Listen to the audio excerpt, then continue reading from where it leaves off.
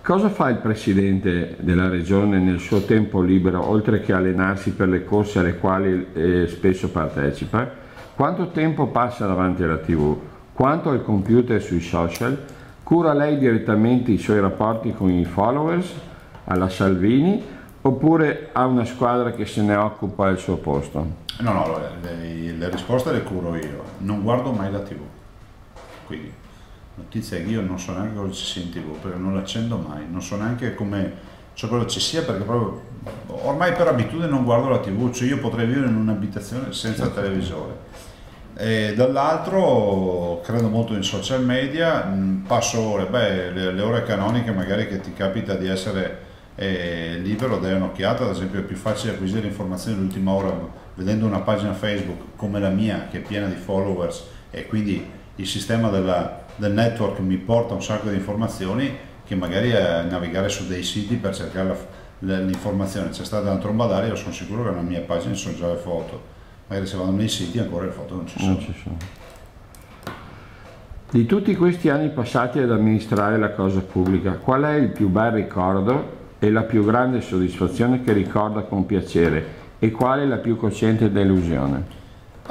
Ricordo c'è il rapporto con i cittadini, abbiamo fatto un sacco di belle cose, cioè penso alla sanità, penso alle rotatorie, alle tante iniziative. Non si ricorda mai che la mia provincia, Treviso, nel 2000 ha chiuso tutte le discariche, cioè nessuno lo ricorda mai, noi abbiamo chiuso tutte le discariche, siamo gli imperatori della raccolta differenziata. E una cosa che non è una battaglia ormai che è persa, ma penso per tutti gli amministratori, è la lotta alla burocrazia. La burocrazia è una bestia, un mostro che si alimenta tutti i giorni, e qualcuno pensa maldestramente che sia colpa del politico. La burocrazia è un fatto culturale, basti pensare che siamo in un paese nel quale se ti bocciano il figlio a scuola ricorri al TAR. E questa che cos'è? È la burocrazia che anche l'ultimo dei cittadini invoca per difendere un suo diritto. Adesso siamo un paese che è stato allevato con mi manda Lubrano, attenti chi vi frega, fategli pagare il conto, abbiamo gli uffici legali davanti agli ospedali che difendono per i danni della sanità, cioè questo è quello che accade. E oggi se tu parli con un paziente ti dà un'idea dei medici che magari sono tutti dei malvagi che fanno danni. La verità è che noi abbiamo dei medici eccezionali, e grazie a questa visione oggi abbiamo le compagnie di assicurazioni che non assicurano più i chirurghi, hanno difficoltà ad assicurarli, e quindi i ragazzi non si iscrivono più a chirurgia perché sanno che comunque è un'attività rischiosa. Questo è quello che accade. Mi viene difficile immaginarla seduta davanti a un caminetto in pantofole a leggere un buon libro alla scadenza del suo mandato di governatore del Veneto. Tra 5 anni o qualche anno meno, come vede il suo futuro politico? Si candiderà alle europee? Ha mai accarezzato l'idea, visto il suo percorso politico brillante, di diventare primo ministro? No, guarda, io non ho... Intanto sono un fatalista, questo bisogna dirlo, cioè non ho mai cercato le cariche, e quelli che mi conoscono lo sanno. E penso che ci sia un sacco di spazio in politica anche per i tanti ragazzi che stiamo allevando. Penso che ci siano tante persone in gamba, e da qui ai prossimi anni si vedrà. Guarda, cioè in politica 5 anni sono... Basta immaginare, girarsi indietro e vedere cosa è accaduto negli ultimi 5 anni per capire cosa significano 5 anni di politica.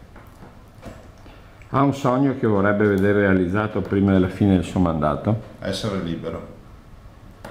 La libertà è un valore che si perde facendo questa attività.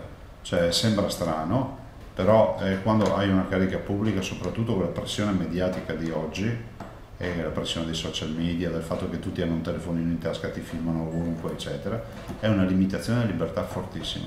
Magari mi mettono nei panni dei cittadini che pensano ma quelli si prendono un sacco di soldi e ancora si lamentano. No, non è così.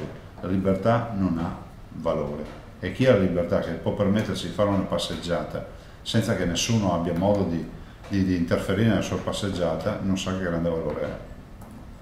Bene, per concludere, un messaggio che vorrebbe lanciare ai giovani che si affacciano alla vita del mondo del lavoro e che nonostante tutto vogliono credere nella possibilità di un futuro migliore qui in Veneto piuttosto che in altri paesi europei. No, guarda, io penso questo, penso che ci sono tanti ragazzi che vanno all'estero e fanno bene, perché comunque una bella esperienza internazionale serve, quindi io non vado a demonizzare, e finiamola anche con il venderla come fuga dei cervelli, no?